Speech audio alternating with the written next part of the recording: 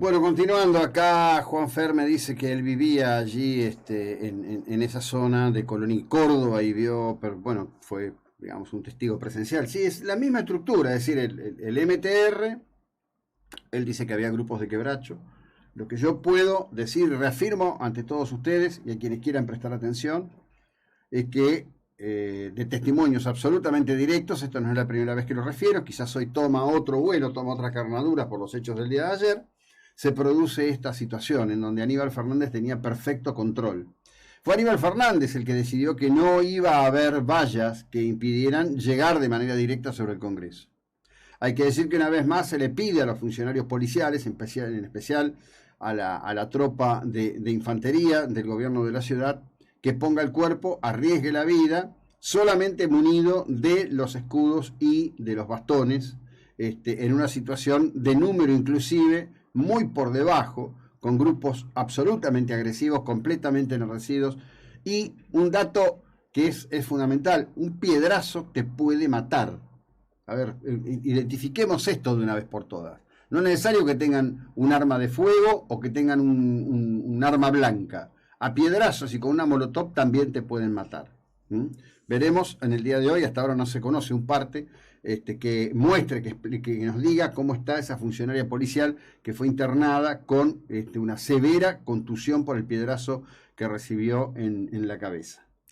Yo entiendo que puede haber algún grado de confusión, es muy difícil en ese momento emocionalmente, pero no es como se insistía en el día de ayer de decir, bueno, entonces la policía cuando vio lo que pasaba, ahí decidió reaccionar. La policía responde a órdenes que da el poder político y órdenes que debiera dar o especificar el poder judicial. En Mar del Plata, por ejemplo, yo no tengo registro, pero la cantidad de denuncias penales que ha hecho el gobierno de la ciudad de Mar del Plata en relación a los cortes tiene que estar superando largamente las 20 a 25 denuncias. Nunca, jamás, el Poder Judicial ha actuado en consecuencia con lo que tiene que ver que es violación de mandatos constitucionales, que son supremos y están por encima de nosotros, así como daño a la propiedad en carácter sistemático en la mayor parte de estos cortes. Afortunadamente, en el último tiempo de Mar del Plata, integrando esta suerte de situación establecida, penosa pero establecida, no ha habido situaciones de violencia, más allá de lo que sí creo que es una violencia, que es estar, por ejemplo, y usar a los nenes. En el día de ayer creo que hubo dos colegas que se atrevieron a decir esto. Bueno, la verdad que vos mirabas cómo venía la movilización y veías, por ejemplo, las mamás con los nenes, muchas de esas mamás con los nenes las que traían en bolsas las cubiertas que luego se usaron para prender fuego y para quemar.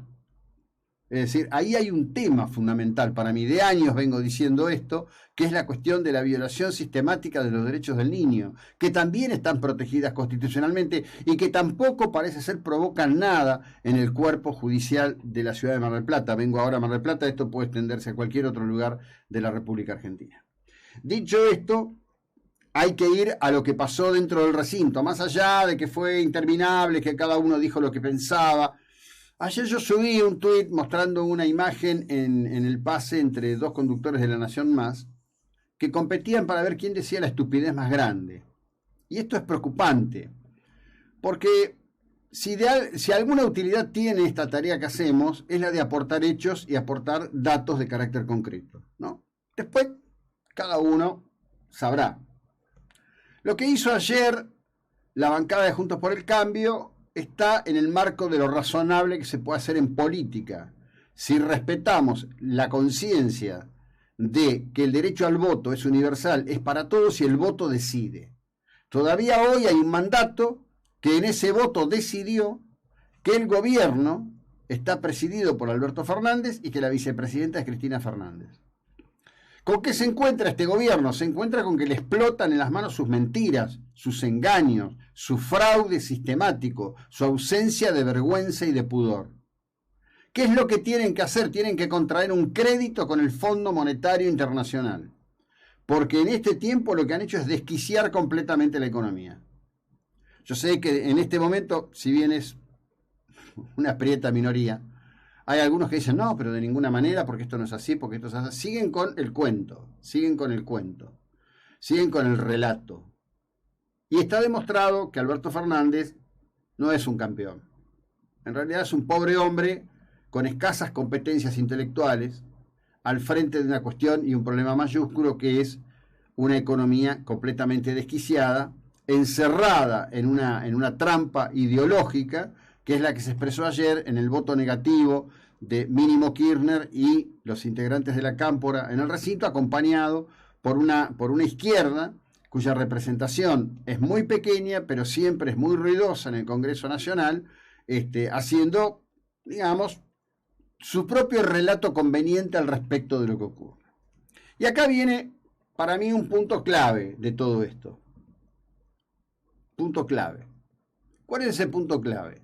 ¿Qué va a pasar ahora? Bueno, ¿qué dice Juntos por el Cambio? Nosotros no vamos a bancar aumento de impuestos.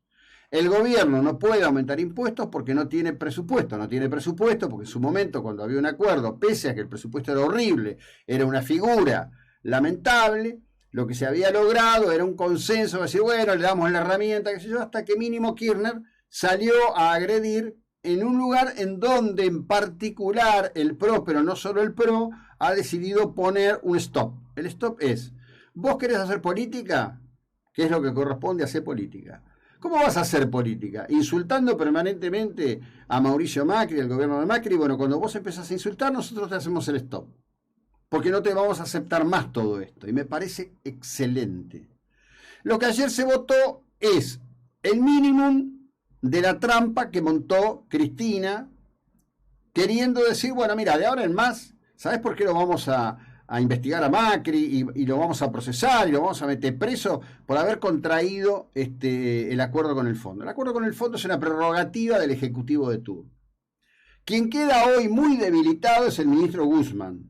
El ministro Guzmán está en Houston, Texas, en un encuentro de empresas dedicadas al tema del petróleo. ¿Para qué está Guzmán en Texas en un encuentro de empresas dedicadas al tema del petróleo? Es bastante llamativo. Uno diría, tendría que estar el secretario de Energía. Dicen que fue allí para dar garantías de que no tendrá la industria extractiva petrolera inconvenientes para sacar divisas del país.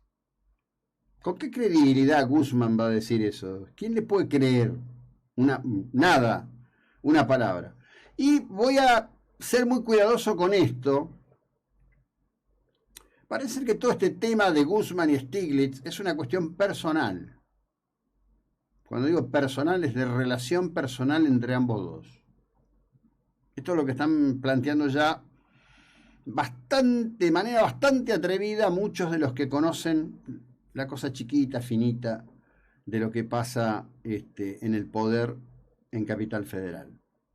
Estoy haciendo unos chequeos en unos días más. Vamos a ver si lo relatamos todavía más a fondo. De lo que te pasé, ¿qué tenemos nosotros? Había algo que yo quería compartir ahora. ¿Tenés las imágenes del último ataque ruso ahí en Ucrania?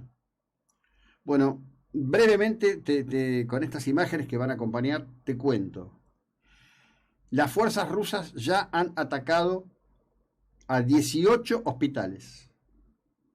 18 hospitales. Los han atacado de manera concreta, es decir, lo han tomado como blanco y han disparado y han impactado y han destruido. Como afortunadamente en líneas generales hay muertos, hay muchos muertos. Se habla de que en Mariupol hay ya más de 1.500 víctimas, inclusive hay imágenes de fosas comunes que son aterradoras. Pero en el día de hoy la BBC en su edición en inglés subió un trabajo, yo la verdad que le hago chapó a los corresponsales de guerra, subió una crónica que hizo acompañando una patrulla ucraniana, mostrando la cantidad de soldados muertos rusos que hay tirados por todos lados. Y ayer, el ministro de Seguridad, el ministro de Guerra de Rusia, reconoció que hay soldados conscriptos. Empieza a darse un problema, las mentiras de Putin se empiezan a caer. Que era lo que nos contó Andrei Servin-Point, que eran soldados conscriptos que cuando estaban por ingresar a Ucrania les hicieron firmar un contrato, pero son soldados conscriptos. Y esto ya hoy, por ejemplo, hay un título de un artículo muy interesante en el diario La Vanguardia que dice: las madres rusas, otro gran problema para Putin. bueno, veremos cómo se desarrolla finalmente todo esto. Continuamos en un instante.